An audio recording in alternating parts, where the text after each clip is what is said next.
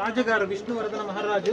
ఆ రాజుగారు ఎడం పక్కల వాళ్ళ భార్య శాంతలాదేవి గారు, కుడి పక్కల రాజగురు రామానుజాచార్యులు. విష్ణువర్ధన మహారాజులకి కులగురు రామానుజాచార్యులు. ఈ రెండోది శుక భాషిణి. శుక అంటే చిలక. అమ్మాయి ఎడం చేపైన చిలక కూర్చొని చిలకతో మాట్లాడి అమ్మాయి సందేశాన్ని అందిస్తుండేది. ముందు కాలంలో జనాలు ఒక జగ నుంచి ఇంకొక జగాకి సందేశాన్ని అందించాలి అంటే ఈ మాదిరి పోస్టులు, టెలిఫోన్స్ అని ఉండలేదు. చిలకలతో, పావురాలతో సందేశాన్ని అందించేవాడు. ఇందులో చిలకతో మాట్లాడి సందేశాన్ని అందిస్తుండేది శుక భాషిణి. శుక అంటే చిలక. కొన్ని విగ్రహాలు డ్యామేజ్ అయింది చూడొచ్చు. చై ఇరిగిపోయింది, నగాలు ఇరిగిపోయింది, విగ్రహాలే లేదు, విగ్రహాలని ఎత్తుకుంటారు. అంటే గుడికు స్వతంత్ర పూర్వంగా రక్షణ ఉండలేదు. ఆ టైంలో గుడి చూసేదానికి వచ్చిన జనాల్లో కళావెల తెలియని వాడు పైన నీకు డ్యామేజ్ చేశారు. కొన్ని విగ్రహాలను ఎత్తుకొని పోయి అమ్మేశారు. అంటే రక్షణ ఉంది. ఏదో విగ్రహాలు తాకేది కూడా అపరాధం.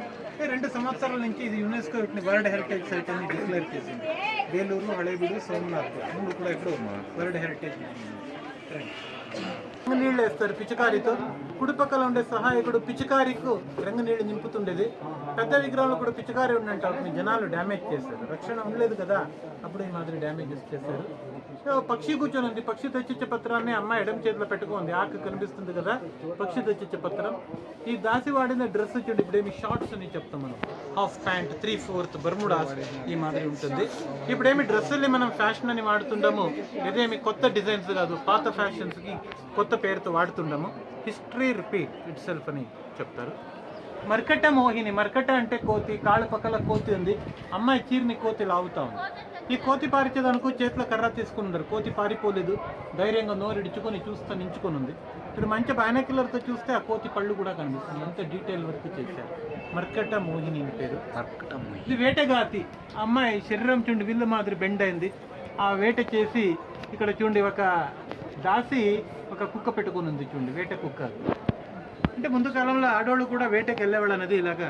నీళ్ళు పిండితే చూడండి, జుట్టు చెవులో పూసల్లా కనిపిస్తుంది కదా, నీళ్ళ చిముకలు, నీళ్ళ కింద కలెక్ట్ అయిన మాదిరి చూపించారు. కేశిస్తుంటారు. భరతనాట్యంలో కష్టకరమైన ఒక భంగిమ ఇది, త్రిభంగి నృత్యం. ఈ భంగిమలో నాట్యం చేసేటప్పుడు అమ్మాయి శరీరాన్ని 3 భాగాలుగా తిప్పుకొని నాట్యం చేస్తుండేది. ఈ అమ్మాయి ముఖం ఒక పక్క ఉంటే నడువు తిప్పుకొని ఉంది. ఒక కాళ్ళ పైన నింపుకొని డమరుగాన్ని వాయించుకొని నాట్యం చేసేది. ఆ నడువు చూడండి, శరీరం 120 డిగ్రీ టర్న్ అయింది. 120 డిగ్రీ నడువు తిప్పుకొని నాట్యం చేసేది త్రిభంగి నృత్యం. మూలది కపాల భైరవి. ఎడం చేతిలో కర్ర ఉంది, కర్ర పైన పుర్రె ఉంది. ఆ పుర్రె లోపలని బొక్కులు వచ్చేలాగా చెక్కారు. ఒక పుల్లె తీసుకుని పుర్రె చెవు నుంచి వేస్తే ఇంకొక చెవు నుంచి పుల్లె బయట తీయచ్చు.